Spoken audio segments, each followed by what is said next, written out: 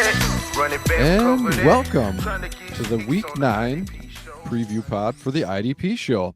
This is your host, Jake Colhagen, joined by the much more handsome and much more full dome haired, jealous guy. Here I am of him.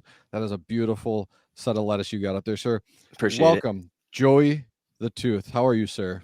I'm doing very good. And actually, I'm also technically a Hagen as well. I'm Joseph Hagen. So we have the Cole Hagen and the Hagen. Jay Hagens. This is great. Right? I didn't think my day could get better, but somehow you always find a way to make it better, Joey. You are phenomenal, sir. You're a heck of a guy. Well, with that, let's jump right into it. We got a full slate mostly here. I think we got a few buys. We got the Broncos, Lions, Jags, and Niners on bye. So that still leaves us with 14 matchups to get through. Joey's got the away teams. I got the home teams. Let's jump into it. We got Titans, Steelers Thursday night. Take us away, Joey. All right. So I'm going with the Titans here. Somebody, I'm going to say, go ahead and I have two starts. I'm going to say start Jack Gibbons.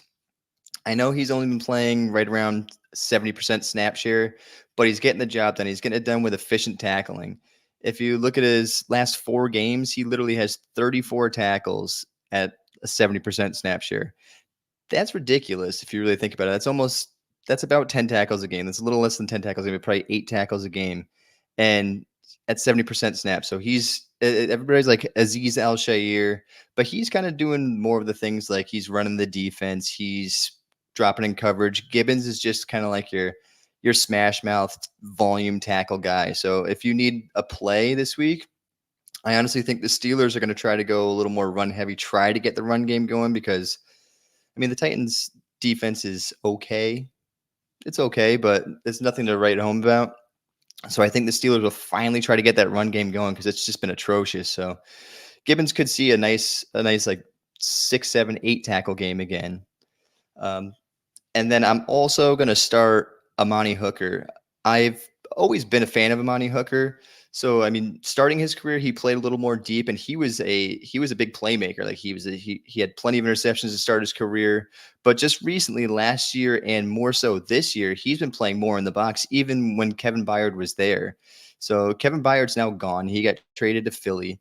Hooker still has this playmaking upside, and so far this year, 66.5% of his snaps have been in either the box or in the slot. So he's playing that spot right where you want to be. So with a linebacker group that's I'm going to say just decent, Hooker can probably have a very nice game this week.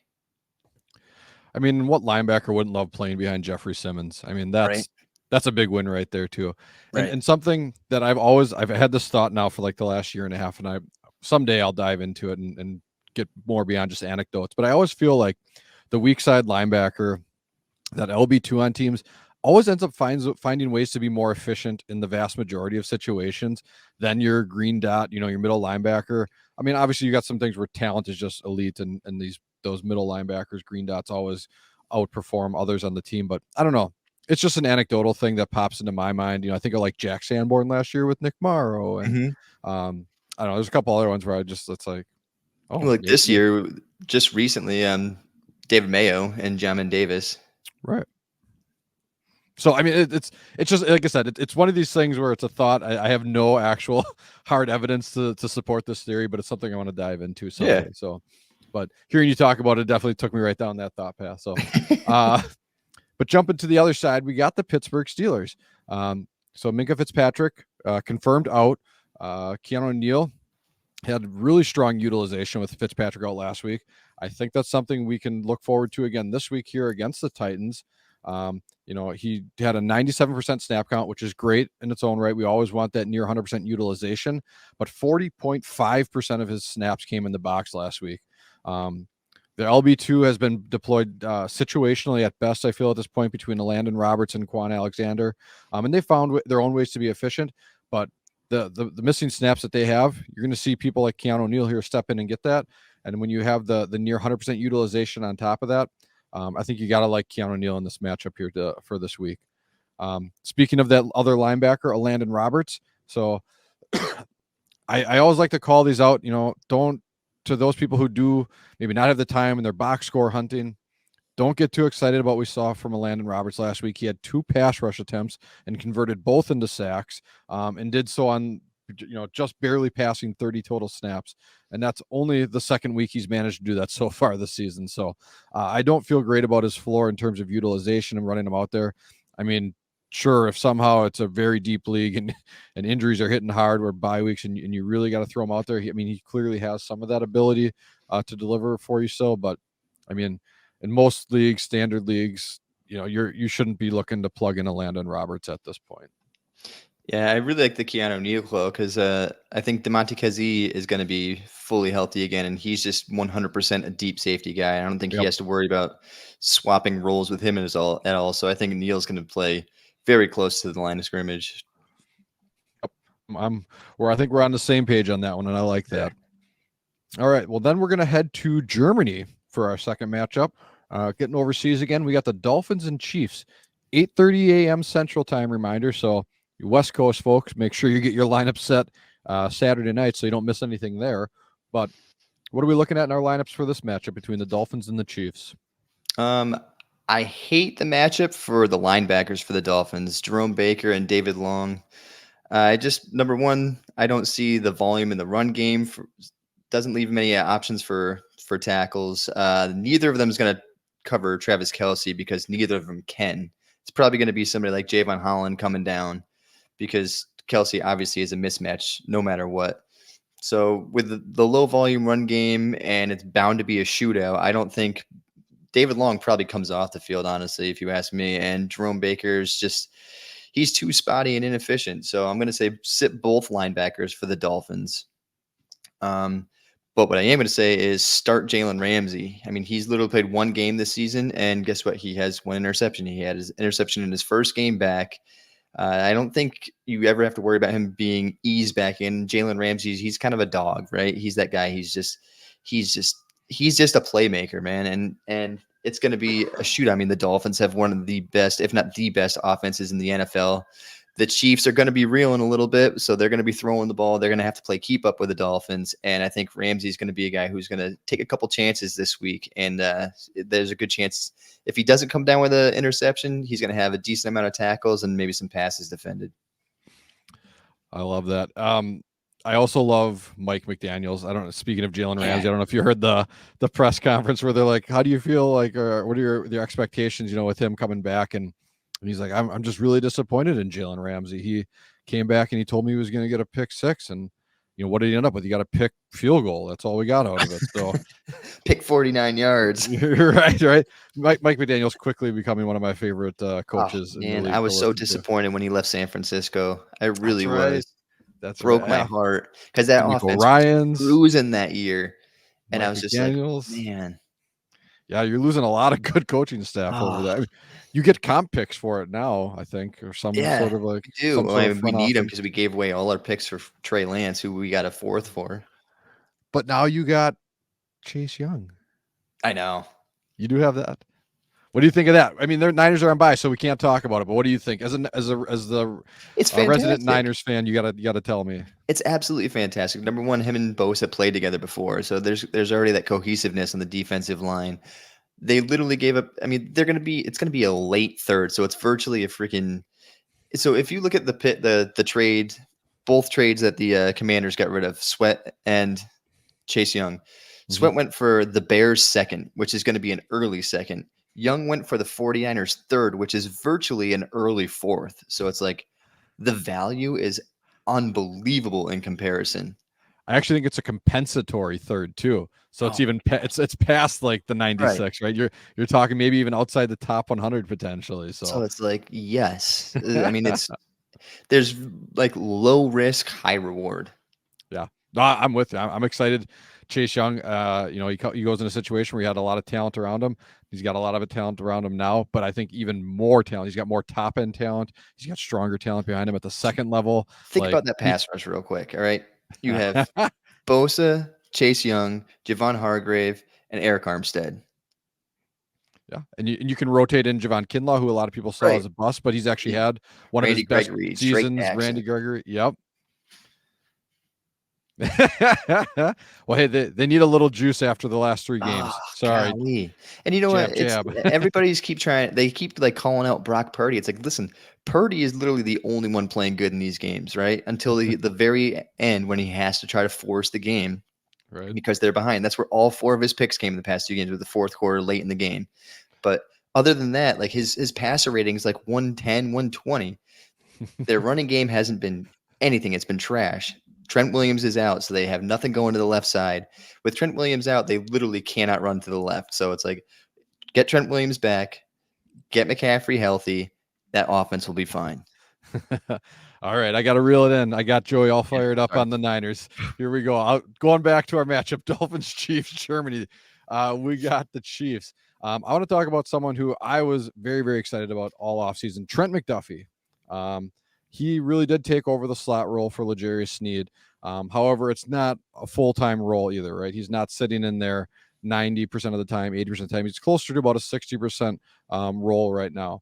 But he's taken advantage of that and delivered a really great floor for us. Mhm. Only 1 game under 4 total tackles for the entire season, averaging just about a 5.25 a game in terms of those tackles. So the real thing, though, that is disappointing me overall is he's only had about, or I shouldn't say only, he's had 28 pass rush opportunities so far, and that's actually very respectable and good. He's generated 6 pressures. He's converted none of them into sacks to this point. And I think that's really where we're missing some of that, like, could he be the L'Jarius Sneed replacement, right? Mhm. Like, Oh, yeah, that's where Sneed 100%. thrived. He made a lot of those big plays. Yeah. And you're still seeing Sneed get a lot of defensive line alignment because they're finding ways to blitz Sneed still too, out of different I mean, looks and you have everything. to. So you do it, right? I mean, that would be silly to waste that talent. Right. So um, all that to say, I like Trent McDuffie. I think he is a must start in cornerback required leagues still. I think he's a locked and loaded player in that regard. He still has some DB3 viability, especially depending on scoring, because he has such a great tackle floor. So I like him in those regards. But I just want to say I am a little disappointed that we haven't been able to realize that maybe the ceiling potential that he might have had there if he could convert some of these pass rush opportunities into sacks. Yep. I think it actually everybody is now kind of realizing it's like how good Sneed really was in that role. Mm-hmm. Like McDuffie hasn't been bad. I mean, obviously, I mean he has 6 pressures, but Sneed was just so good at it. Right. It's I mean, I don't remember the numbers, but he was converting at like some insane rate too in terms of those unbelievable, pass right? rushes to sack. So, yeah, it's hopefully maybe we do realize that with Trent McDuffie at some point yet this season. But for now, like I said, Still solid. solid, still solid. Uh, Linebacker too for the Chiefs seems to have maybe shifted this last week a little bit. And what I got is Leo Chanel. He had 49 snaps to Willie Gay's 29. This was Leo Chanel's first game of the year above 40 snaps, and he turned that into 6 tackles plus a sack. So not even really looking at anything on the pass rush upside. I just think that Leo Chanel, I think he's locked in as the number 2. I think they like having that alongside of Drew Tranquil. Willie Gay has made plays in his own right here, but I feel like he just makes like a pass deflection here, or maybe he gets a sack once in a while.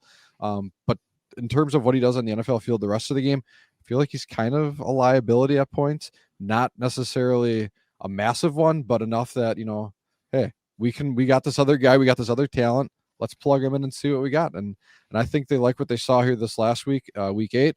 And I think we should expect more Chanel at this point going forward. And with that, that LB4 range, 3-4, I think he's definitely someone we can be looking to plug into our lineups. Yeah, I love Leo Chanel. He just brings a whole different aspect to the Chiefs defense that Willie Gay can't bring. So Willie Gay's he's a low motor guy. Like I don't see him like red hot the entire time. He's taking plays off, and that's why I think the team has never really put full faith into him. Leo Chanel is like the complete opposite. That dude is like 100% motor, and his pass rush upside is phenomenal. Like he could have been an outside linebacker for another team if he really wanted to. And so Drew Tranquil has proven with Nick Bolton being out to be a viable LB1 in the team. Like he's pretty versatile. So to be able to bring in Chanel to be your LB2 and then have that pass rushing upside, the blitzing upside, and kind of just give him that freedom to actually pass rush as well as play a run defense role, Chanel could actually have a decent outlook for the rest of the season, and that it could actually even transform that Chiefs defense a little bit. That's a defense that's been good up to this point still too. It's not like they've, had any major issues. Obviously, last week against the Broncos was not their best showing, but I mean, any given Sunday. So I'm I not feel like worried their about the issue Chiefs. has been not creating big plays. I mean, it's been a good Sure. defense, but it just hasn't really been like a takeaway defense. I feel like I could be Yeah. even wrong because I haven't looked at numbers in that, but I just feel like watching them, I don't really see them coming away with takeaways too often. I feel like that's a fair assessment. So, all right. Well, moving on, we go to the first of the noon games. We got the Vikings at the Falcons. Right. So I'm going to go ahead and say start, and I feel weird saying this because he was so bad to start the season, but start DJ Wanham. I don't think DJ Wanham actually had a pass rush win until week 6. I think he had a 0% win rate up until week 6. But recently, like the past 2 games, he's been kind of on fire. So Marcus Davenport's been out. The last 2 games, he's had 11 tackles and 3 sacks, 2 of them coming in the last game. He has 13 pressures in the last 3 games. And the Falcons have given up the 4th most sacks in the league. And they're probably, I don't know if they're going to start Ritter, if they're going to start Taylor Heineke, but either way, the offensive line, as good as it actually is, has not been pass blocking well. So Wanham, I mean, there's going to be so much attention on Danielle Hunter. I mean, you have to. That Wanham's going to probably get some free run again one-on-one, and he could come away with another sack. So as bad as he was, he's been pretty good recently. And another guy who I wrote an article about as one of my deep defensive back guys to roll with is Cameron Bynum. So last year, everybody said Lewisine, he's going to be the guy. This year, they said it again. Lewisine's coming back healthy. He's going to be the guy. Cameron Bynum's ADP was like DB 170 when I wrote the article from the IDP shows ADP. Like nobody was drafting Cameron Bynum. And what has he done? He leads the team in tackles right now. He has 76 tackles in 8 games. He also has 6 pass deflections and 2 interceptions. And it's a good matchup against the Falcons. I mean, they actually have been throwing the ball quite a bit, but they also run the ball a ton. And they're top 10 in points allowed to safety. So keep rolling out Cameron Bynum because he's going to keep racking up tackles. No, I love that. And it's like one of those things where when you lose a key piece on the other side of the ball, like then the defense steps up, right? Or they kind of rally around that, like we don't have Cousins, so now the defense needs to lead this team. And like you look at like just the Jets, like the Jets had a top end defense we knew coming into the year, but how they've managed to shut teams down entirely, because no shade on Zach Wilson, maybe some because he's terrible, but anyways, like I mean, they've done that. They have 5 wins. I don't think they've scored more than like 18 points in any of those games. Exactly right. So, and the Vikings, the defense actually looks like it's trending in the right directions here lately. So I love these starts, and I think we see a lot from them this week. Nice. On the other side, we got the Atlanta Falcons. Nate Landman, he is apparently the linebacker we want for the Falcons. Not the linebacker we knew, but the one that we want. Much better tackle efficiency, seemingly just has the better overall upside too in terms of what he can deliver in the ceiling. And Ellis is kind of just fading into the background. And I'm not saying he's fading out completely. He's still wearing the dot. He's still, I'm pretty sure he's darn near close to 100% snap counts every game. I think this last week he had a little bit fewer snaps played for whatever reason, but he's also just none of that pass rush upside that we saw last year. And it's same coach, really so it's weird. Right. Ryan Nielsen coming over. Right. So I mean, you look when Pete Werner went out last year in the Saints. Ellis was on pace from that time. What he played there, he's on pace for 21 less pass rush opportunities this season, while pacing out for 451 more snaps. And that to me just feels like a complete underutilization of his talents. 100%. I mean, he graded out so well as a pass rusher, and now they're just plugging him in there. But you kind of alluded to this earlier in the conversation here. When those guys get wearing the green dot, the focus is everyone in the right spot? Is everyone know their role? Does everyone, set and ready to go? Maybe you don't have the ability to focus on getting them into some of these pass rush opportunities, right? So maybe the green dot was a bit of a detriment overall. I mean, that's kind of speculation on our part, but like I said, I mean, that's a drastic shift from how Ryan Nielsen used him directly as his coach in New Orleans to now having him again. and he's just using them completely different. So with that said, Ellis is still a viable LB4, plug him in for buys or injuries, but Landman is the guy that we want. And we've talked about him enough, I think, up to this point, that hopefully our listeners here, you guys are already on him, or, if you need to, maybe you go out and get him if he's still there and available. But yeah, sadly, I was a big Ellis guy, probably why I wanted to talk about it one more time. Landman's the guy we want. Ellis is the one who he's there if we need him. So yeah, I think Trey Anderson going down really hurt Ellis's outlook, because I think it put more focus on him actually like being the green dot. I think Anderson, his coverage ability was fantastic, so it was kind of put Ellis in a position to be what he was last year. And then once Anderson was gone, I mean, Landman by no means is great in coverage. So it kind of like it takes Ellis out of his comfort zone. Right. Then I got Richie Grant. Hopefully he's not a forgotten safety, but I definitely feel like Jesse Bates obviously had the offseason buzz with the big contract, one of the highest paid safeties. I think maybe the highest paid safety this last offseason in the NFL. And then he made a bunch of splash plays early on. Jesse Bates, I think he had like 3 picks in the first 3 weeks. And Richie Grant just quietly plugging along, delivering 6.4 tackles a game. And then he started to add in a couple plays. He had a big splash play 2 weeks ago with an interception, getting more involved in the passing game, a few pass breakups as well. So, and a respectable 49.9% of his snaps coming in that sweet spot. You talked about box slot, and then we throw in the defensive line alignment. If you're lining up that close to the ball, that's a bonus for IDP. That's where we're going to make our hay.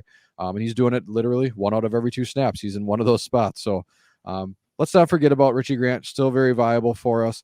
Again, I think last year he was one of the top DBs in IDP, and people can be fickle in terms of what have you done for me lately. So he's quietly delivering, and the big plays will eventually come along just due to variance. So don't forget about our friend Richie Grant.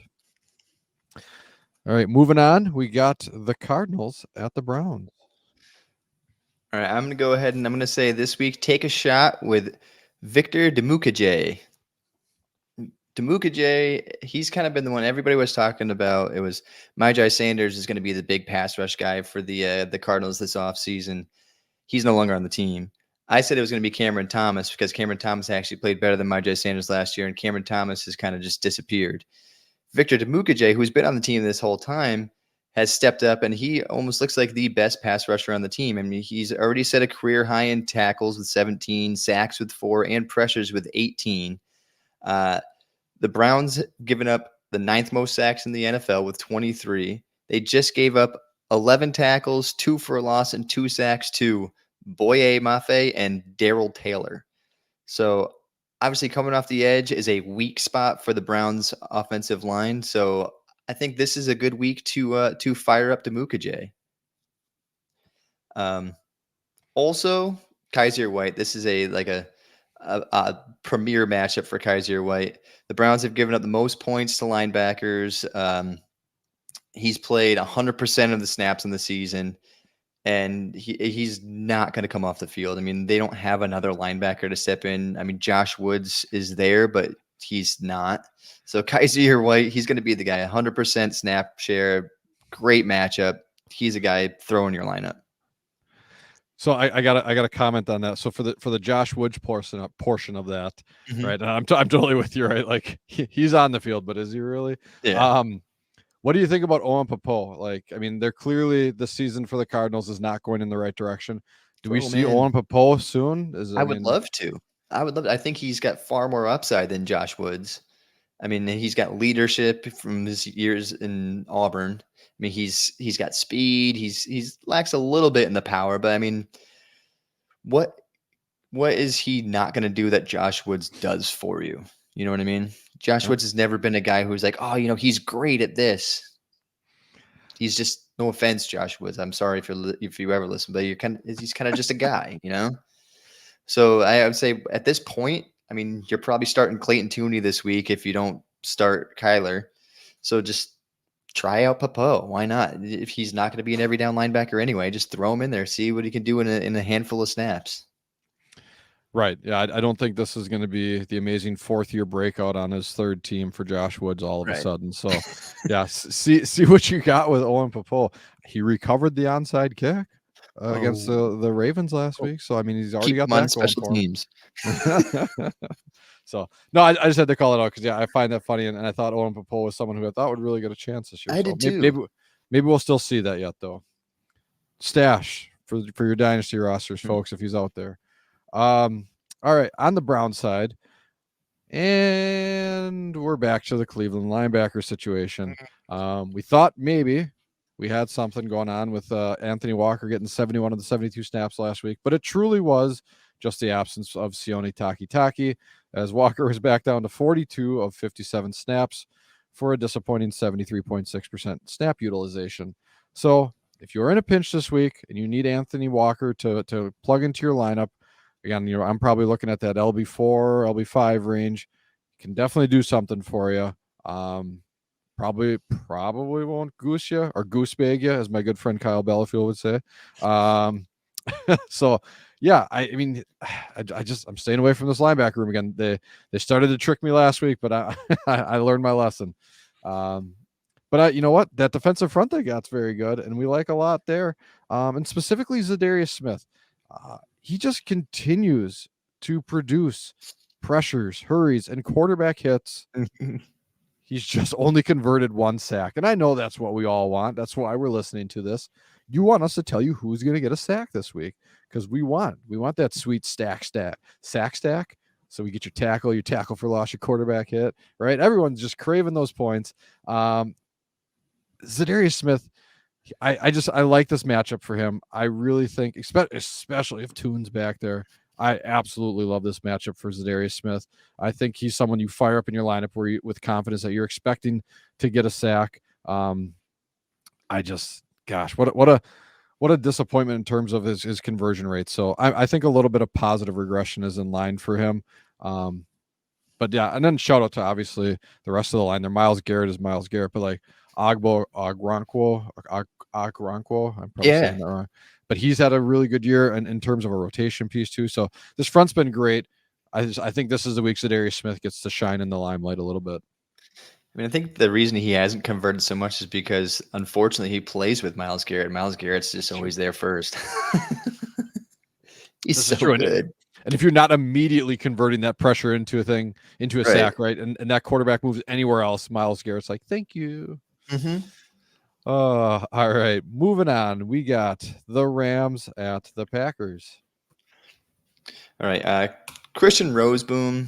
I mean, he's been decent. I mean, he's kind of like a Jack Gibbons type of guy. He's not going to get you any playmaking stats, but he'll give you a handful of tackles each week. But don't start him this week. He's literally only played 58% snaps in the season. It's just not enough volume. Packers are bottom 5 in points allowed to linebackers. And I mean, outside of Ernest Jones, I mean, there's nothing really on this defense that has me too excited right now.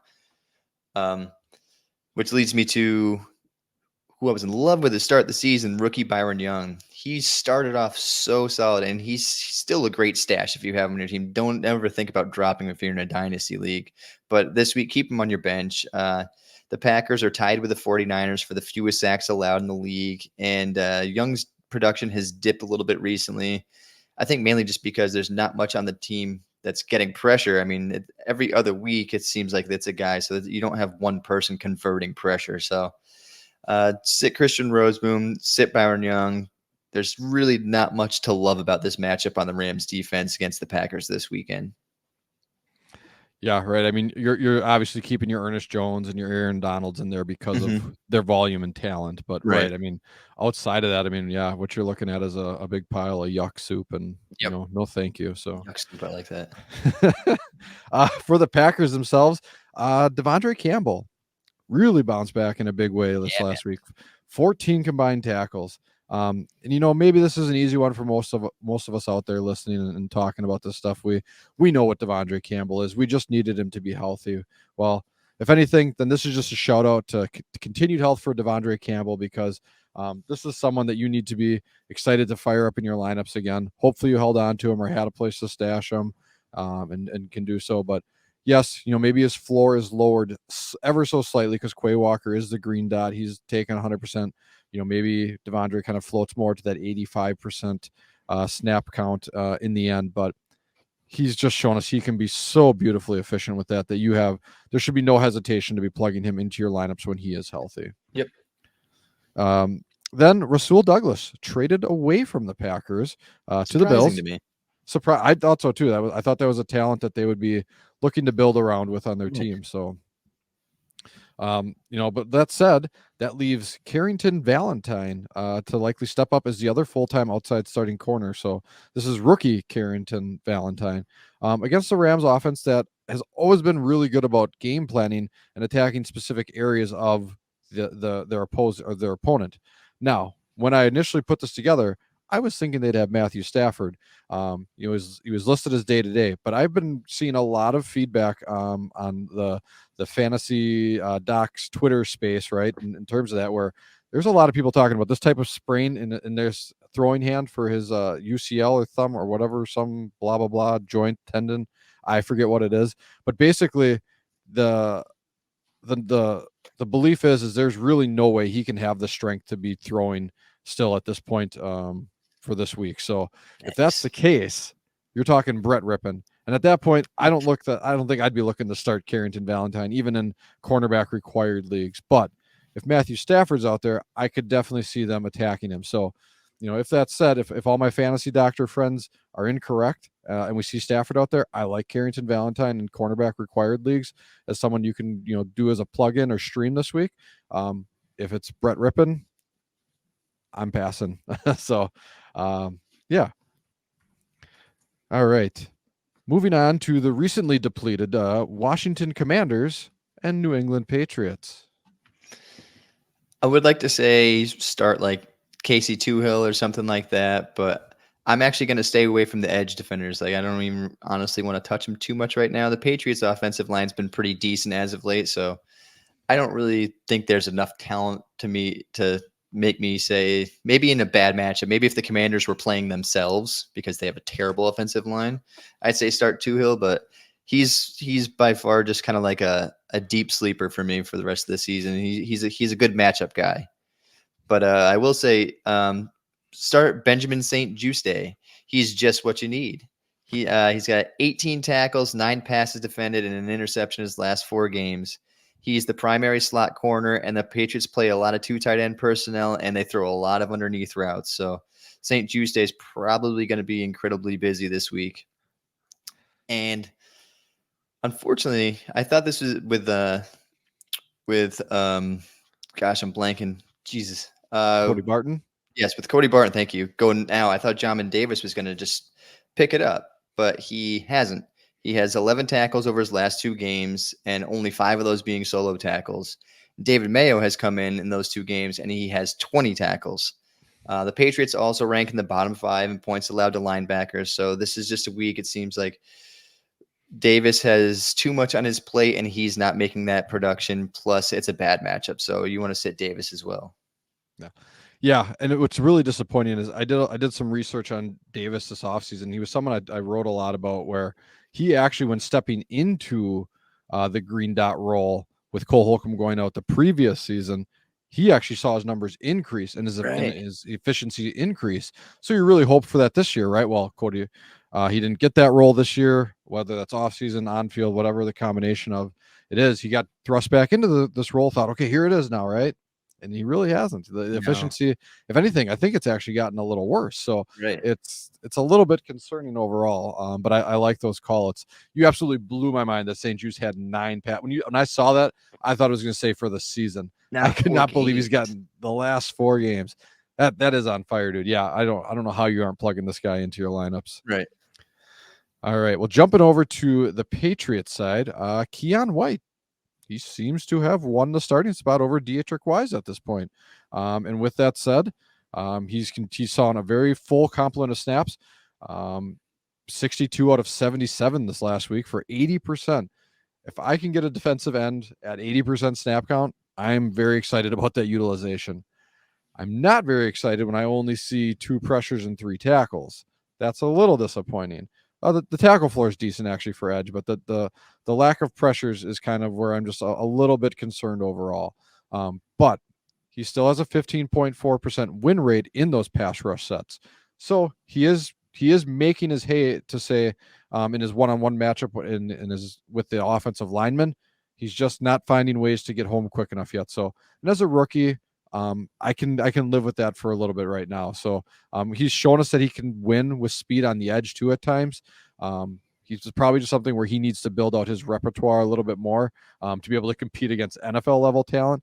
But getting these level of snaps, this is invaluable, and I think he can be a worthwhile, DL 3 or 4 in a pinch this week. And if he's going to continue to see these snaps, I think you could see an exponential growth in terms of his ability on the field, and he can quickly make himself a very relevant week-to-week player for us as an edge rusher for IDP purposes. Behind him, we got Jawan Bentley. I got Jahan Dotson on the mind, man. He finally had a catch, finally had some work instead of zeros and goose bags all over my box scores. Killing me all season. Right. So Jawan Bentley, he left the game early last week with a hamstring injury. Mac Wilson was the next man up immediately, stepped in.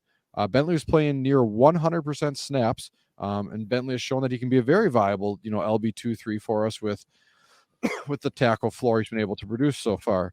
So for this week, we really need to keep an eye out on that injury report and see what we have and see, especially for hamstrings. Those can tend to linger, and we can see players miss, a good week or two from that.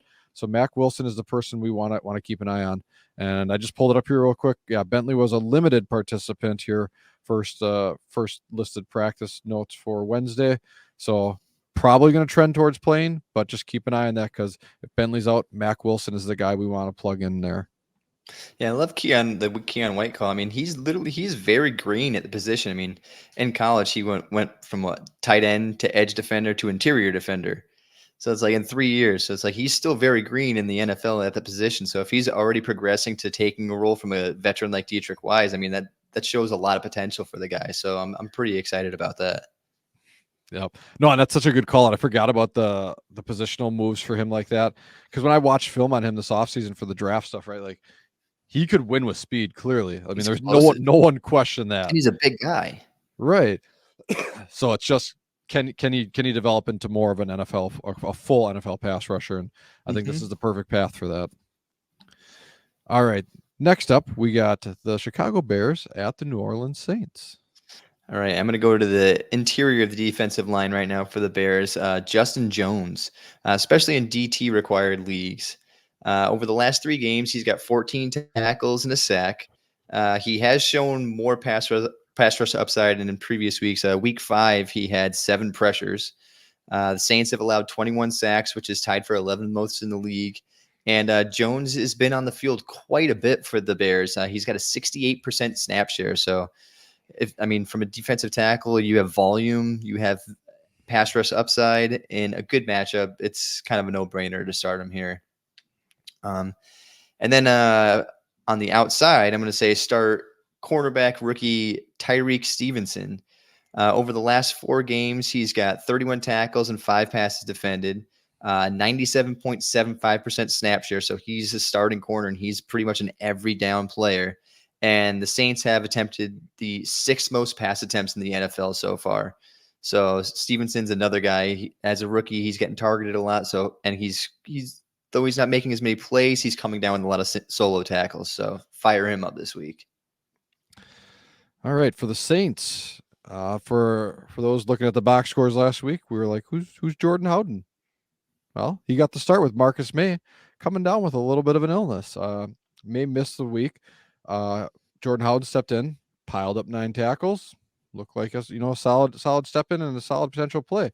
The one thing that made me a little curious for this week was it was listed as hamstring and illness for May last week. So coming into this week, we really want to see what the injury reports say. First Wednesday is usually the first day for the Sunday games. We get that notification. Just an illness was all he was listed for, not even listed for a hamstring anymore, and he was a full participant. So Jordan Howden, great fill-in. If you really got those deep benches and you want to stash them as a handcuff, if that's what you're looking for there, or or however you want to play it, that's possible. But it's Marcus May this week going forward. And so thank you, Jordan Howden, for a wonderful week 8. In the defensive interior, we got Brian Bresee, someone who I loved coming out of the draft class this last year. Guy looked like a hot knife going through butter, man, sometimes in some of those reps that I was watching on film. And I was really excited for what he might be able to do with this defense. You got Cam Jordan, Carl Granderson, and I was like, okay, they're going to do something here with this. And, he's got 9.28% pass rush pressure rate this season. Not bad. Also not great, but again, rookie, so we'll give him something there. But I was just kind of hoping for a little bit more. And he's got an 8.7% win rate as well. He's been able to produce 2 sacks, 8 tackles. So for now, I don't think, you're not starting this guy unless it's in the deepest of deep leagues, right? So, I got a 32 teamer start 22. That's about where I'm looking at starting Brian Bresee right now. We're starting 2 defensive tackles. But outside of that, you can definitely stream better options, I think, for right now. And lastly, I love Carl Granderson. He's had a beautiful year too. So I just wanted to call that out. Hopefully you all know to start Carl Granderson. I just traded for Carl Granderson this week. That's how pumped I am about him. It's very validating. I loved him at the end of last season, and I wrote so many articles about him breaking out this year, winning that role, and he has, and it's just been like, it's validation. But Bresee, I love seeing Bresee actually play, and he's played pretty decent because he had so much injury problems in college, and he was such a high-rated recruit. To actually see him play well at times, I think depending on which direction the Saints season goes, Bresee might get more snaps in. I think he's only playing like 40%, 41% snaps. Yep. And guys like, what is it? Like Nathan Shepard, if your season's in flux or it's going down the tubes, don't start a guy like Nathan Shepard over Bresee. Give him the time. Let's give him the snaps. Let's let him develop over the end of the season. So if the Saints start to tail off, which that doesn't look like they're going to make too much of a move this year, you might see Bresee get a little more playing time. Yep. Nope. I think it's a beautiful call out. And I would be remiss if I didn't put you on the spot to say, you talked about the Bears. How do you stand on Montez Sweat gut reaction this week here? Are you willing to plug him in this week on a short week, just coming over to new team? I would, yeah. They're even if he gets a limited snap share, it's against the Saints. Their offensive line hasn't been great in pass protection. So even if he plays 30-40%, it's still Montez Sweat, and there's nothing else on that team for pass rush. So they're probably going to play him as much as they possibly can because they need it. Well, and like you said, when you gave up a near, late first round type level pick for him, right, you better start getting the value out of him. And I think Josh shared in the chat today, right? The tweet where they're like, hey, are you talking, you're re-signing or getting that contract extension in? Gosh. And Sweat's like, I'm gonna weigh all my options here. Like, it's like, I'm gonna see how this goes. We'll make him sweat it out now. Make him sweat it out. I see what this guy did here. Oh man, from one good pun to the Seahawks and Ravens, who do you got for the Seattle side? I'm gonna bring it back, turn the clock back a little bit, and say start Jamal Adams. He's got an 89.67% snap share over the last 3 games.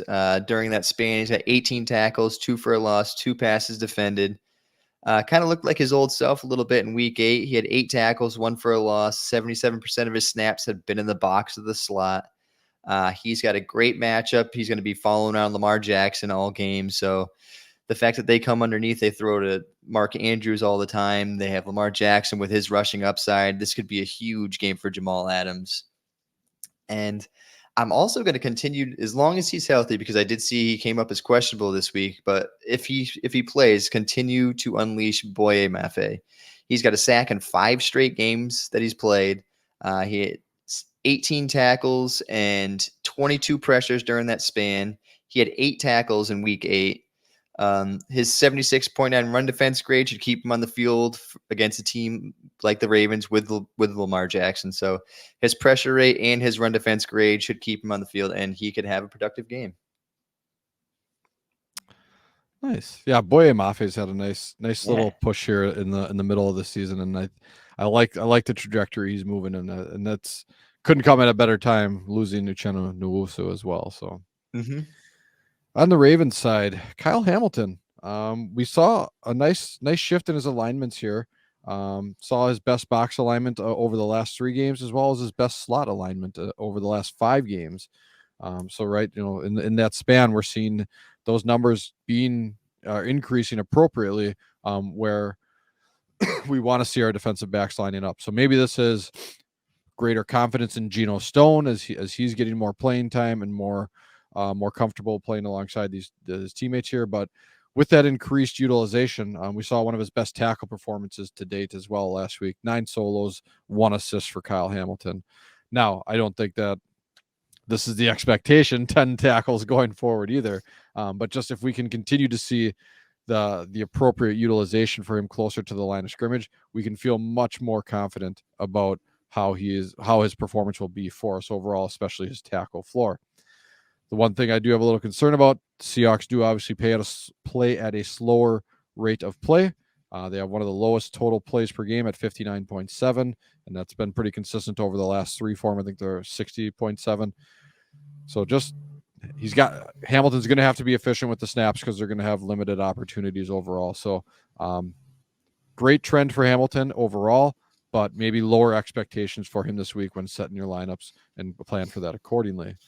The other guy I want to talk about is Jadeveon Clowney, former number 1 overall pick. Jadeveon Clowney, a 14.1% pass rush pressure rate, along with a 22.8% win rate in those pass rush sets. And that's some of the best numbers he's put up in his career so far, which is kind of nice to see for him.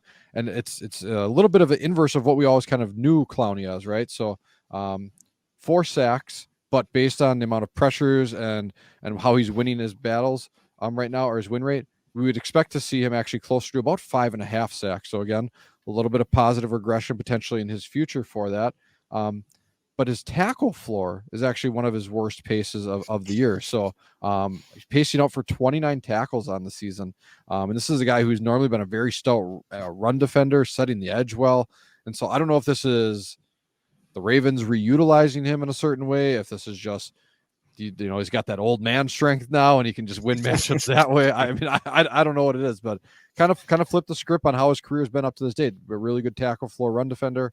But now this year he's looking like a really good pass rusher with improved pass rush metrics and numbers overall. So in a matchup against the Seahawks, who have one of the worst pressure rates allowed, and Geno Smith is not exactly great in terms of escapability. He can definitely manipulate the pocket, but he's not some elite level either. I like this matchup for Clowney, and I think he's someone we can put in our lineups with a lot of confidence this week.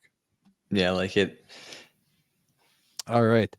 Moving on to, I believe, our final noon game of the week. We got the Buccaneers at my Houston Texans. Let's see. Ryan Neal has been on fire recently. Over the past 2 games, he has 23 tackles, and it hasn't really been because of his usage. He's actually played a bit of a mixed bag on the season. He's played 40.45% of his snaps deep, and then 50% in the sweet spot. So he's got that about 10% out there playing outside corner, which is random, but he's been all over the field. The Texans have had some trouble moving the ball on the ground. Dameon Pierce has not looked anywhere close to what he was last season. Singletary hasn't really been that much better. So another aerial attack from the Texans is likely in store, which bodes well for Neal's overall output. And I'm also going to say sit Joe Tryon-Shoyinka. He's been a bit of a disappointment. I really had high hopes for him, but his pressure rate's it's abysmal. He's only averaging 2 pressures per game. He has only 1 week where he has over 65.1 pass rush grade all season. And the Texans have allowed the 3rd fewest sacks on the season. So that Texans offensive line has looked great. CJ Stroud has looked fantastic. I'm happy for you, Jake, because the Texans' future just may be bright. Well, when you're able to poach one of the elite coaching minds in D'Amico Ryans from a solid San Francisco organization, that makes a big difference. But yeah, and the crazy thing is Stroud, they talked about manipulating the pocket. Stroud does a really nice job of that, moving in the pocket. He's not this Lamar Jackson, Patrick Mahomes, this elite escapability, Jalen Hurts. He just knows how to work in the pocket because the Texans were allowing just a crap ton of pressures. Right. They just weren't converting them into sacks at a high rate because of Stroud's ability as a rookie, which is crazy. So, anyways, I digress. I'm about to go on a Joey soapbox here for the Texans. So, but looking at the Texans on the defensive side, Blake Cashman. I think we all appreciated and expected his continued performance when Perryman was out. Like there was no question or really concern that was going to happen. But now, when we had a full complementary or fully healthy set of linebackers to complement each other in Cashman, Henry To'oTo'o, and Denzel Perryman, and I guess Christian Harris, it's like, oh, this. I was pretty confident that this was Cashman and Perryman, right? With Perryman likely leading the way. It was Blake Cashman leading the way. And when you got a fully set of healthy guys and that's how you want to roll it out there, I'm going to follow what the coaches are telling us with their actions on the field. And that's Blake Cashman is the lead guy at this point. Now, Perryman and To'oTo'o still split snaps pretty cleanly. It was about 55-45. And I still like Perryman to win over that role more than To'oTo'o in the long run. But for now, you gotta like what you saw with Blake Cashman, and that's coming out of a bye week too. So I mean, they had time to prep and they knew what they wanted to do. So Blake Cashman, if somehow he's out there still, players haven't figured that out. That's another one, right? Get him into your lineups, get him onto your team, because you got a startable asset there every single week. Because DeMeco Ryans, just like he did with the linebackers in San Francisco, he's installed that here. Zone heavy, very viable, very tackle friendly. So hopefully we can just get a really clear picture of who LB2 is between Denzel Perryman and Henry To'oTo'o for the future of the Houston Texans defense this year. Jonathan Grenard went absolutely ham last week. 7 pressures, converted into 3 sacks, added 3 tackles for good measure because I mean, why not? And he's put together a really respectable season. 19.1% win rate overall in pass rush sets, 11% pass rush pressure rate. For how much he's converted, you would expect to see that maybe a little bit higher, but still a good respectable number there. But even with the slightly above average analytics, this is still a below average matchup overall with a Bucs team that hasn't really allowed a ton of pressures. And I don't know if that's because of game plan scheming. Mayfield does have some escapability in the pocket a little bit. I know he showed some flashes last week against the Bills, but I just overall I'm fading Grenard a bit to the point where I'd be looking at him more as a DL3. I still think you can find reasons to get him into your lineup, but if you got to put him as that DL2, I would definitely have again lowered expectations based on what I think his ceiling is this week. Yeah, a couple things with both of these guys actually. So I think Cashman fits. I mean, he's like DeMeco Ryans' poor man's Fred Warner, right? So Cashman, even coming out of college, coming out of Minnesota, he was very good in coverage. He can move well in the middle of the field. So he can command the field. He can play coverage. He can tackle well. So he's literally DeMeco Ryans' poor man's Fred Warner. And if you look at everybody else on that team, none of those linebackers can cover. Not a single one of them. So that's why I think DeMeco Ryans likes Cashman so much, because he can cover. So he's got his guy who he can kind of throw in the middle and drop back if he needs to, because that's what he did with Fred Warner. But Jonathan Greenard, I've always been kind of a guy who I've not really been a fan, because like you said, his pressure rate for his career is generally low. He just had his conversion rate is unbelievable. And there was a couple of years, I think it was 2 years ago, when he had like 10 sacks, his conversion rate was like, I think it was somewhere like 27 or 30% of his pressures. It was an unbelievable conversion rate.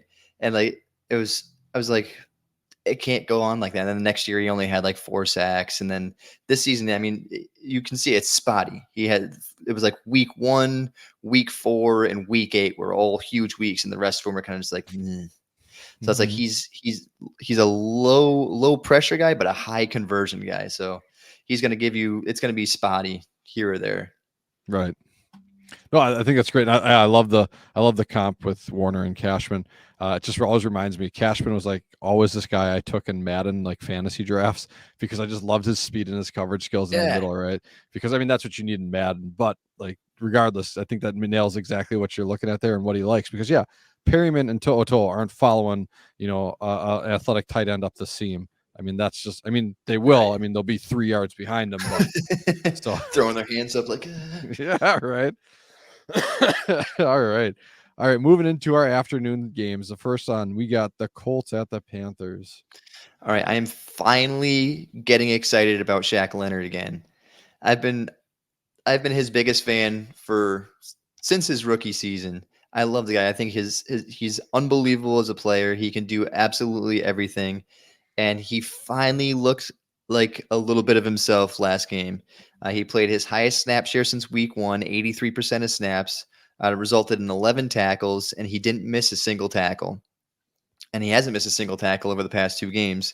And his missed tackle rate on the season is only 6.3%. So he's starting to look healthy, which means his playmaking upside is hopefully right around the corner. And he's taken on a rookie quarterback. Maybe he can bait him. Who knows? But I'm hoping to see Shaq Leonard keep up at least this 80 to 90% snap share and start adding that playmaking that we've just been waiting for him to have. So fingers crossed, but I'm saying fire up Shaq Leonard again. Just keep him. Hopefully he stays healthy. I'm also saying start Samson Ebukam. I have him actually written up in my weekly Football Guys article this week, which drops tomorrow. Ebukam, he's got 26 tackles, 4 sacks in the season, 2 forced fumbles. He currently holds a career high pass rushing grade at 68.6. The Panthers have allowed the fifth most sacks in the season with 26. And they just allowed 6 sacks last week to the Texans. So the offensive line looks a little beat up recently. So Ebukam, Kwity Paye, DeForest Buckner, even Dio Odenigbo, that team is it's kind of loaded with low key pass rushers. So I think Ebukam's kind of he's a nice low key DL3 start this week. I mean, shoot, if Jonathan Grinnard can get 3 sacks, right? I mean, why can't Ebukam get 1, right? So Right, exactly. oh man, on the Panthers side, no, Xavier Woods back in the lineup, fully healthy. Absent was Von Bell, so we got Sam Franklin Jr. still running back there with Xavier Woods this last week. So keep an eye on Von Bell's health this week and see where we're at with that. But Xavier Woods clearly back, 100% snaps. Managed to rack up 8 solo tackles. Very impressive overall there. I just feel like I never see a safety unless they're playing in the slot as a slot defender primarily, just piling up a bunch of solo tackles. So, but yeah, I mean, Xavier Woods, this is basically kind of who he's been and what we expect for him. He's a guy who's got a decent tackle floor. He'll always play a ton of snaps. He'll roll down into some of that sweet spot at a lower than desired clip, but he's a safety 3 DB3 for us. So, and you can expect more of that as we move forward.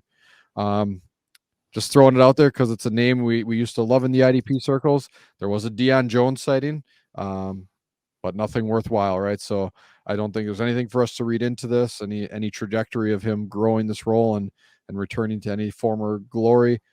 So just for those out there that might have caught the glimpse of that and started to get some of that hope in your eyes, I will squash that very quickly for you. And then moving on to Derek Brown. For me, this has really quickly turned into the Derek Brown tackle watch. He added another 5 combined tackles. Technically a down performance for him, actually, how he's paced out this year so far. And he's just not delivering the pass rush upside for me to be excited about him. Like, hey, this is a DL2 or 3 for us, right? I mean, he's clearly, for me, if the scoring's right, he's a fringe DT1 in those DT required leagues. And if we could get a little bit more of the pass rush upside, I think he's pacing out around 8 or 9% with his pressure rate and his pass rush win rate. So just very meh numbers. But I want to see this dude get to 90 tackles. I love what he does in the run game, and I love what he does there. So he's on pace for it. So yeah, just fire up your Derek Brown tackle watch counters because we're on here halfway through the season. Yeah, he's Christian Wilkins without the pass rush upside. That's a perfect comp, and that's where I'd love to see him get to. Even a Christian Wilkins light, right? Right. But alas, we will have to maybe wait at least one more week. All right. Next afternoon matchup, we got the Giants at the Raiders. All right. A guy that deserves a lot of credit for winning the job this year, Jason Pinnock. I'm going to say actually sit him this week, unfortunately. The Raiders are in the bottom 5 in points allowed to safeties. Pinnock, unfortunately, has only eclipsed 4 tackles just once over the last 5 games. And as much as you thought he might be, because his name pops up a lot, he really hasn't provided much playmaking upside. I really like Jason Pinnock, but I'm sitting him this week. And as I'm reading my notes here in all caps, start Dexter Lawrence. The dude has been an absolute beast. He has 9 tackles, 3 sacks, and an unbelievable 23 pressures over the last 2 games. 23 pressures in the last 2 games. He had 15 pressures last game. That's unbelievable from an interior defender. The Raiders have allowed the 10th most sacks with 22. Dexter Lawrence has a 92.4 pass rush grade on the season, which is the second highest in the NFL, only trailing Myles Garrett of 94.5 in the entire NFL, and he's an interior defender. Start Dexter Lawrence every week. Love it. All right. Well, the new look Las Vegas Raiders I got. Yeah, no Josh McDaniels, no GM. My Dave brother Craig? is a Raiders fan, and he couldn't be happier. I bet you Devontae Adams is happier too. I mean, not that he couldn't be any more mad based on how he looked Monday night at the end of that game. But yeah, so linebacker 2 in Las Vegas, Divine Diablo. Well, he's out. All right, Luke Masterson. He's out. All right, so who do we got left? We got Amari Burney, rookie. Yeah. So when Luke Masterson suffered his concussion in the first quarter on Monday night, Amari Burney stepped up and was and filled in the shoes for him right away. So Burney, we don't have a lot of film on him. Not really sure, if he'll get the full complement of snaps. It looked like it based on how he stepped into that role, but now they have a full week a shorter week being on the Monday night, but they have a week to plan for their matchup here against the Giants. I'm going to say Burney is the likely one. If you're in a position where you need to kind of jump in or have a deeper play in that linebacker 4 range, you could probably do worse than Burney because LB2 for the Raiders has been a productive position and sees that near kind of 90% snap range. So, and both Divine Diablo and Luke Masterson were already DNPs here for Wednesday with both of their respective injuries. So, again, in a pinch, Amari Burney. Trayvon Merrick is who I want to talk about here. 10 tackles last week. However, they did play 86 snaps. So still good efficiency, especially for a safety. But, when you get to play nearly 90 snaps, it's a lot easier to pile up 10 tackles in a game. But yeah, great game overall. I just look back to the rest of the season. He was a 7.5% tackle efficiency. For every game besides this last one that he played in where he racked up nearly 11.5% tackle efficiency. So coming in here against a lower efficiency offense in the Giants, I don't think anyone would confuse that Giants offense for what the Lions are running out there right now. So with that said, I definitely expect there to be a situation in terms of just lower overall opportunities for snaps played and what they run out there in terms of the Giants offense. He's still a very viable safety that we should be starting this week in that safety 2 range, but I think last week was an outlier and not something we should be looking forward to or expecting for him moving forward. He's going to kind of have that same floor that he's had before, more in that 4 to 6 tackle range. Yeah, he's had a little bit of a better season tackle-wise this season than he has in his career, but I think his box numbers have increased a little bit. But I just think that the center of that defense just really isn't good. So I think it's provided him a couple more tackle opportunities, being more of that deep safety style. But yeah, I do like him, but I think he's a better football player than he is IDP player. I think that's a really good assessment of him too. I would agree with that. Yeah, he was. I just remember. Player. Oh, I was so pumped when he was at 3 years ago when he came out. Mhm. Like I loved watching the clips of him, man. Oh yeah. Dude was a playmaker all over Yep. the field. So, all right, I won't lament about 3 years ago draft classes. Our final Sunday afternoon game, we got the Cowboys at the Eagles. All right, I'm going with a pair of defensive backs for the Cowboys. Deron Bland, he's been playing very, very well. So Trayvon Diggs has been out. He's out for the season. Bland, as a starter, he's been very good. Over his last 4 games, he has 18 tackles, 8 passes defended, 3 interceptions, 2 of those interceptions being returned for a touchdown. He's a big play waiting to happen. Hurts has thrown the ball a tie for 5th most in the NFL, and 50% of his passes are targeting A.J. Brown and Devonta Smith, which means Bland should stay incredibly busy all day. I'm also going to go with safety Donovan Wilson. Since he's gone back, his snaps have increased a bit. He's got 28 tackles since returning from injury. That's 5 games. His snaps have increased to 74.6% over the last 3 after being eased in at 62 for the first couple. The Eagles are top 10 in points allowed to safeties, and Donovan Wilson's one of those safeties that really plays close to the line or close. He's in the box very often. So with Malik Hooker playing deep, they don't really have to worry too much. So I'm going to say this should be a good week for Donovan Wilson. And I just love that Deron Bland technically has more receiving touchdowns than the likes of Brandon Ayuk, Drake London, Amari Cooper, Chris Godwin, Chris Olave. Like, Gosh, just putting that out there just for a fun man. fact, right? 3 interceptions returned for a touchdown this year for Deron Bland. What a year. I love it. So Yeah, man. For the Eagles, Sidney Brown getting into the lineups. I love this, man. I'm Love to see a it. big Sidney Brown Same. believer, right? I was all in. I tried to scoop up his pretty much every share I could in Dynasty. I really thought by their bye week he would have locked down a role somewhere in that defense pretty consistently. And what I really like to see here is this last week, excuse me, he got the start as the primary slot defender. So he played 40 overall snaps, 32 of them in the slot, and managed to deliver 7 solo tackles for that. Obviously, bringing in Byard kind of squashed, I think, any high hopes in terms of Sidney Brown really taking over somewhere in the back end of that defense.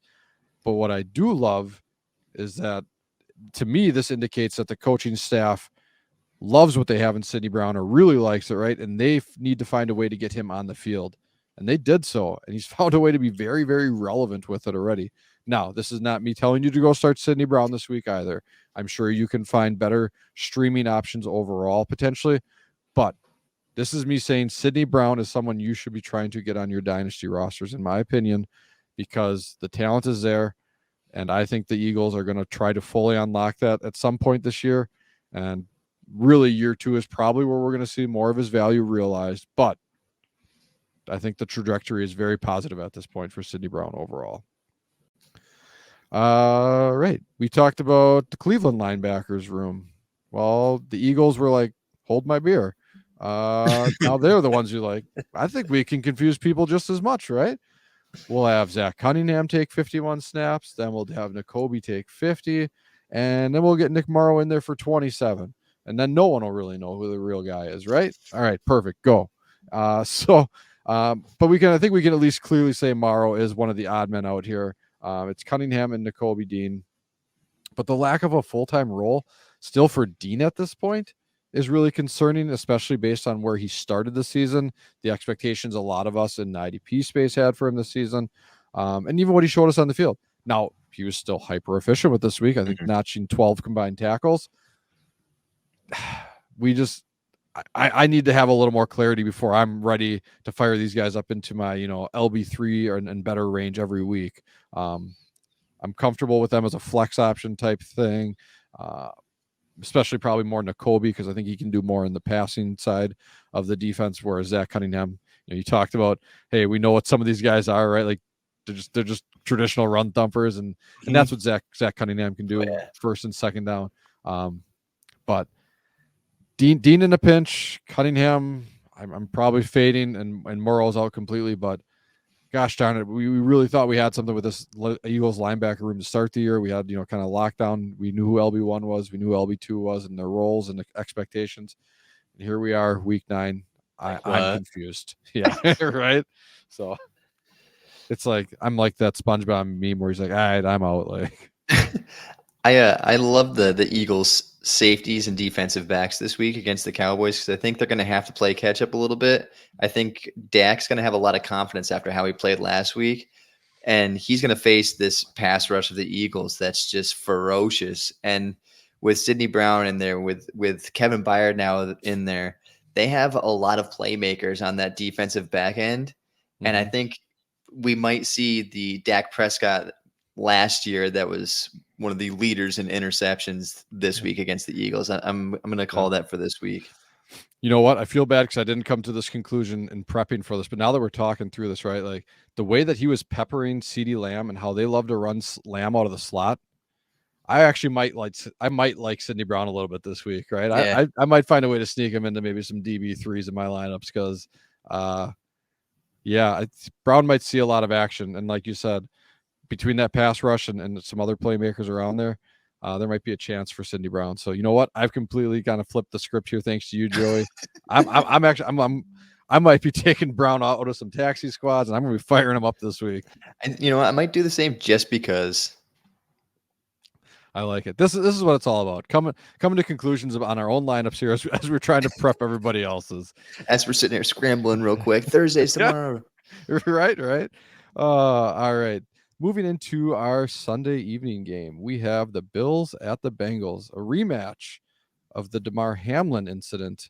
So a lot of probably emotions to be running high in this game coming in for both teams.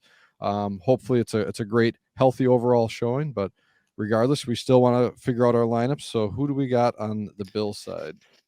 There's not many that I actually like too much in this matchup. I mean, you're going to start Terrell Bernard no matter what. Dotson seems like he almost took over the linebacker 2 role now. Dorian Williams had that one good week. It's kind of confusing me. I'm staying away from it. But one guy I do want to say start that's been kind of quiet over the last year and a half is Jordan Poyer. Jordan Poyer was playing a lot of cover 2 last year and a little bit earlier this year. But this year he's been used in the box a lot more. I think it's probably because of the loss of Tremaine Edmonds and Matt Milano now, but his box usage is almost up 10% compared to 2022, where he had his down year. Week 8, he played 66% of his snaps in the slot or in the box. So this is another week I say that Jordan Poyer is going to be playing closer to the line of scrimmage, and he could actually maybe come up with a nice chunk of tackles again. He's got 17 in his last 2 games. So that box usage has been working very well for Poyer. When he's there, he's making tackles. So I'm going to say start Jordan Poyer against the Bengals. On the flip side, I'm going to say sit Gregory Rousseau. Been kind of a disappointment for me this year. I don't know. He's had a sack. He hasn't had a sack in the past 3 weeks, and he only has 3 on the season. Bengals have only allowed 17 on the season overall, which is 6th fewest. It's not a good matchup, and Russo hasn't been productive, and they have Von Miller back now. They have Leonard Floyd in there. They have Russo. They have AJ Epinesa who's playing well. So it's more of a rotation than you'd think, and Russo, who you think would be the leader, is actually kind of faded behind Floyd and Epinesa, who've been actually the guys coming up with the sacks this season. So I'm going to say sit Russo this week against the Bengals. Leonard Floyd, man, like he just comes in, this old man, and he just I mean, I get it. He was a top draft pick when he came into the league, and so I mean, yes, it makes sense in that regard. But like at the back end of his career, like he just goes into places and he's just like, okay, sure, I'll give you 10 sacks. Like I got nothing else going on this year, so and just quietly does this and keeps delivering for us. And yeah, I think he's quietly usurped, intentionally, unintentionally, the kind of that lead edge rusher role. Obviously, Von Miller's kind of the face of it still, but. It's kind of cool. He kind of quieted the. He was only good because of Aaron Donald. Because you saw when Fowler came in, he had 10 sacks. He left, he was nothing after that. Floyd was nothing coming in, 10 sack seasons in a row, and then he left. Yep. It's like, all right, so what's he going to do? Is he going to go revert back to his old ways, or is he going to continue his progression? Yep. All right. On the Bengals side, I got defensive tackle DJ Reader. Back-to-back games of 5 pressures. So 10 pressures total on 49 pass rush snaps. So talking, 20% pass rush pressure rate over the last couple of games. Bills do have a top half line in terms of pressure rates allowed. And Josh Allen, I mean, I would find it difficult to tackle someone 6'4", 250 as well. So I can understand why he doesn't get sacked as often as other quarterbacks, especially those pressured at similar rates. But I still love what DJ Reader has done in terms of really upping his pass rush production this season overall, but specifically here these last few games. Don't know that I would be confident, banking him for a sack this week, but I think, he's definitely someone who's going to give you a strong floor still in terms of what he does in the run game.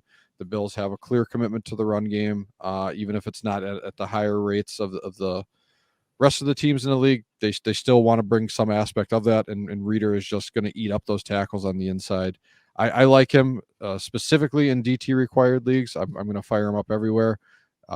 However, sleeper formats, right, where you're just DL tags or DL designations, probably a little lower at this point. I'm going to say closer to a DL3 range for me, DL4 maybe even.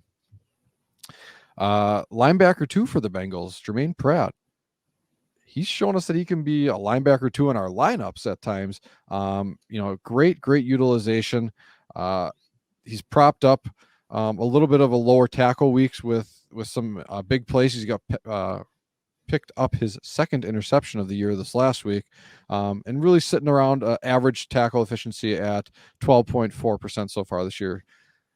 That's not the tackle efficiency we'd like to see for someone that's closer to an LB2 in our lineups, but he does enough to deliver those splash plays that, maybe it's kind of more that you're injecting that boom bust into your lineup. So, you're going to take, a 6 tackle week, 1 week, but that there's potential for him to give you 6 tackles and a sack, or 6 tackles and the pick. And those big plays are what can really make a difference in our lineups. And so I'm very comfortable firing up Jermaine Pratt in that LB2, LB3 range for us, especially in this matchup against the Buffalo Bills offense that I think has really kind of started to find its stride. It's just, hey, we got to focus on very specific things. We got to hyper target stuff on Diggs. They got Khalil Shakir going last week in the middle of the field. And I think there's the other spaces where you can see Jermaine Pratt continue to be effective for us as an LB2. Yeah, it's kind of nice to see him progress over the past few years, because he came into the league and he was literally he was like a 70% snap guy. He was just first 2 downs, and it's like that. You knew that's all you had. And even the second year was a little bit of the same. And then last year you started to see a little bit. You started to see him progress a little bit towards the end of the season. And then this season, to start the season, he was absolutely on fire. And he slowed down a little bit, but he's still shown that. And obviously the Bengals have shown more confidence in him, because his snap share is higher than it has been in his entire career. So it's kind of cool to see. Yeah, it is exciting to see people build themselves up and then continue to deliver with that once they've been given the opportunity. And it was interesting too, because I think he was the player that got really upset when they lost to the Chiefs in that game, when Joseph Osai, putting bad names on all the Joeys out there. Terrible Joseph Osai. And he was walking out of the field or whatever. He's like, I hate this place, or I don't want to be, something like that or whatever. But they still re-signed him. They brought him back. They've given him an expanded role, and all he's done so far is deliver for them. Yep. So. All right, final matchup of the week. We got the Chargers at the Jets Monday night. Take us away. Kenneth Murray, the guy we've all written off. He's been actually very good this year. He has 8 or more tackles in 5 to 7 games this season. He's rocking a 96% snap share. He's got a 72.5 coverage grade over the past 4 games. That's going to keep him on the field. They're playing a run-heavy Jets team, especially with Zach Wilson behind the center. Breece Hall has been absolutely amazing every time he gets the ball in his hands. He's a big play waiting to happen. So they're going to try to give him the ball as much as they possibly can. So Kenneth Murray, he's going to stay busy. He's going to follow screens. He's going to cover tight ends. He's going to be hard-nosed right in the middle of the field looking for tackles. So start Kenneth Murray. I love him this week. Also going with old man Khalil Mack. I know he's had most of his production on 1 week when he had 6 sacks, but still, I mean, he's still coming up with pressures. But I mean, the Jets have allowed the 8th most sacks, 24th. He's got his best pass rush grade since 2020. Khalil Mack does, and they're playing Zach Wilson. Need I say more? I mean, fire him up. I mean, with Bosa and Khalil Mack, it's just going to be a bad day for Zach Wilson, who really has limited pocket awareness. He really does, and he likes to hold on to the ball. And as someone who faced Khalil Mack in Week 6, my opponent had him. I won that game, and I am proud of that. Nice, nice. That's a lot to overcome. But yeah, I watched Aiden O'Connell just hold on to the ball, and I mean, Zach Wilson isn't that bad, but he definitely has that tendency. And we saw that Khalil Mack can feast. If you're going to give this guy an extra quarter of a second, half second, well, yeah, I love this. Yeah, fire him up this week. All right, then the last team we have, the Jets. Speaking of guys we want to fire up on a pass rush side, Jermaine Johnson. Dude just had a week last week. Kind of that big coming out, maybe a bit of a coming out party. I think we kind of knew already. He's had great numbers up to this point, but just really burst onto the scene last week. But what I love to see is that 40 plus snaps, at least in the last 3 games, averaging just shy of 5 pressures a game, and adding 10 tackles per game to boot on top of that over the last 3. The Chargers are a slightly above average matchup overall in terms of their offensive line and what they allow for pressure rate and converting into sacks. But Jermaine Johnson clearly is one of the lead edge rushers in this rotation. He's someone that you need to have, I think, in your lineup moving forward at this point. And, yes, because maybe he's a little lower in terms of he's not getting that 70, 80, 90% snap rate. You might get some 1 or 2 tackle games, and you just kind of have to live with that, but know that you can get some just massive games out of Jermaine Johnson moving forward. And lastly, Tony Adams. So if you haven't already heard the name, starting safety for the New York Jets, he's providing us with a really nice tackle floor. 11.1 tackle efficiency, which is actually really good for safeties overall. We really see that number float closer to like 9.5%. And I don't want to say first year, but first year as a starter, Tony Adams turning out really good numbers. We also saw his best utilization this last week with 35 box snaps. It's a 1 week sample size, so we don't want to say that this is the trend that we expect, but it's definitely something we want to start paying attention to, because if all of a sudden he is rolling down into the box more consistently and he's taking a third of his snaps closer to the line of scrimmage like that, and he's already been able to deliver a strong tackle efficiency prior to having that kind of ideal alignment, maybe we see a little bit of an uptick for Tony Adams, and he can become someone that is a more mainstay in our lineups for us week to week. So Tony Adams, again, probably rostered already, but a name to keep an eye on for, and watch where we're trending towards with him. Yeah. I also love Bryce Huff. Oh yeah, Bryce Huff. He was one of my starts last week in my article, and I love the guy, and he was able to produce, but he's on like whatever. He gets like 6 snaps a game, and he's like, cool, I'm going to get 2 sacks in these 6 snaps because he's just hyper efficient. So yeah, I had Jermaine Johnson as one of my streaming DLs last week, so I was like, sweet. But I mean, I love what he's been doing recently, and the Chargers are so pass heavy that he's going to have so much opportunity. Exactly. So I mean, opportunity is opportunity, even if it's against, again, a slightly above average matchup. Right. So, all right, sir, that's the 14 games we got this week. So, here, this is the part where we jump into a little bit of Q&A. Got some questions from the listeners. So yeah, I'll read them to you. You let me know where you're at, and we'll go from there, sir. So, first one we got Zach. So he's just not sold on Perryman, only seeing 50% of the snaps. Do we think this is the case going forward? Is Cashman the only near full-time linebacker? I think he is. I think Cashman is the only full-time linebacker. I mean, I think A lot of Perriman's usage is going to depend on how well the Texans play the rest of the season. If they're a legitimate playoff contender, Perriman will still keep seeing I think he'll see the higher end of the 50-60%, but I don't think they're going to stop playing to 0 His name kills me. But I mean, it's going to be like either 60-40 on Perriman's end or like the 55-45. I don't see Perriman taking over a 70-80% snap role. I think Cashman's the only full-time linebacker and the only one you want to roster on the team. Like I said earlier, I think he is Ryan's poor man, Fred Warner.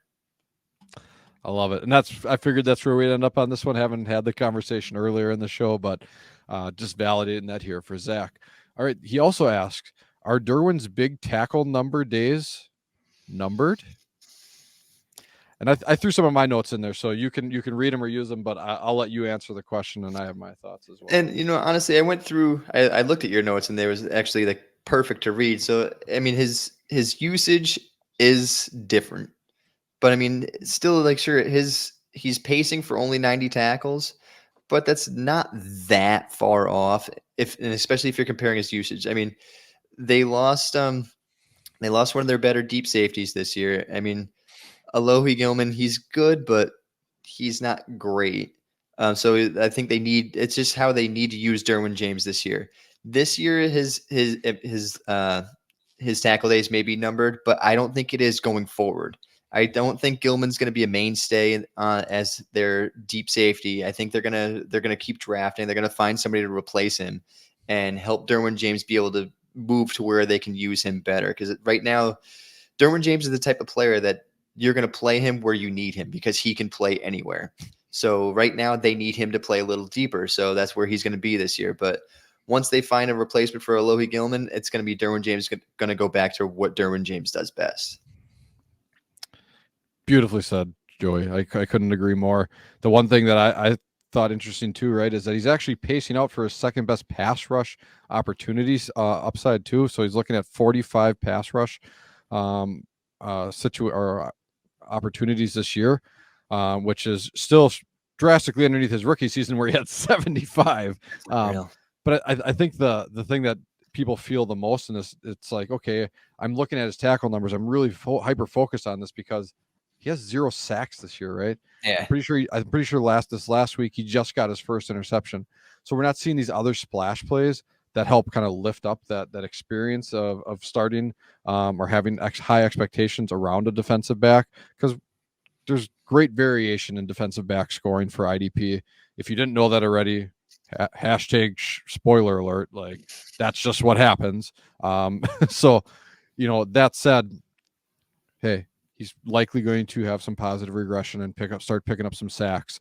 Potentially, if he's playing more in coverage, there's a chance he's going to get another pick or two here in the near future. So, yes, maybe lower your expectation on floors, and just you're going to hope to inject some of that boom into your lineup with some of those big plays that should be in the near future for him. So,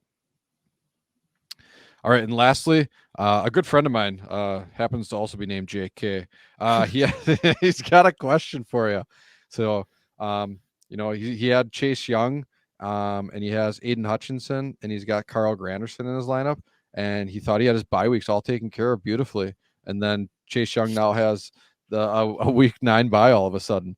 So he's looking like, hey, who would you play out of this group? Josh Uche, Samson Ebukam, Boye Mafe, Christian Wilkins, and Dexter Lawrence. I talked about him earlier. Dexter Lawrence, man.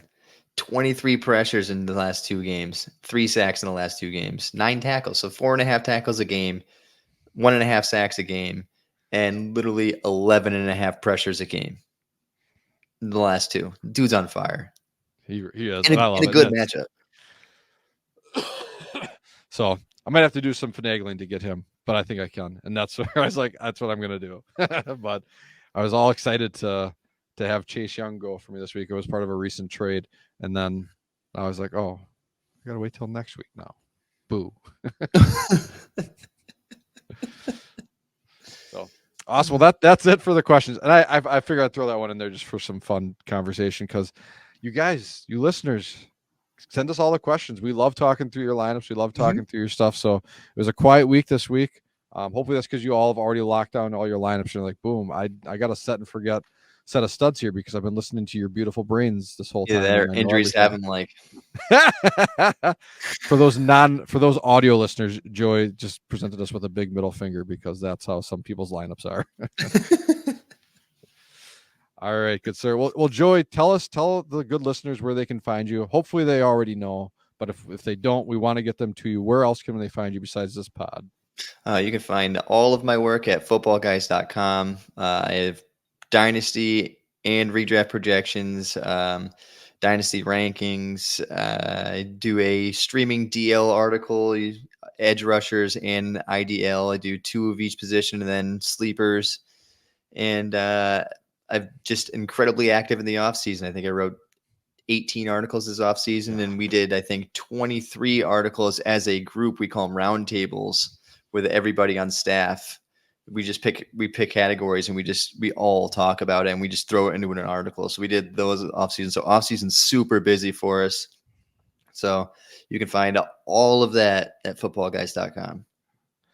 I'm just going to say this. I do my own research. I create my own content. I'm cool. I pay for a Football Guys subscription so I can read Joey's stuff. So I can read Kyle Bellafield's stuff, right? Obviously Gary Davenport, hopefully if you play IDP, you're familiar with Gary Davenport. But if not, one of the original people in the IDP space, like there is good content there, right? Trip. Like, forget so it's well written. Yeah. Oh my God. Trip. How can I forget Trip, dude? That football brain of his, if I could just like inject it into my veins, I would. Like that guy is. So, but needless to say, right? Like, this is good stuff. It's well written. It's enjoyable. It's entertaining. It's informational. So you guys definitely need to check them out. You can check them out as well on Twitter, X, however you reference it, at Joey the Tooth IDP. And he is just the kindest soul, the most genuine man, the nicest fella. Joey, I love working with you. We talked about how this is way too long since we've last, I think, done anything. It's like been 9 months. Yeah, I didn't realize it was that long. It's kind of made me sad a little bit. We will get together again soon, my friend, in one way, shape, or form. So thank you so much. For 3 weeks, right? Hey, I can hope. Yeah. I'm in. I love it. Awesome. Well, Joey, thank you so much. Thank you to all the listeners. Good luck in all your Week 9 matchups. Peace. And now it's time to go, 'cause you about to roll with the IDP show.